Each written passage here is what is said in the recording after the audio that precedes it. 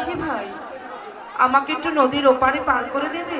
আরে পারাপারে কাজই তো আমগো, পয়সা দাও পার করে দেই। মাঝি ভাই বলো। আমার কাছে তো কোনো পয়সা করি নেই। পয়সা নাই? পারাপার নাই, বেরেক করো। মাঝি ভাই বলো। আমাকে পার করে দিলে আমি তোমাদেরকে বকশিশ দেব।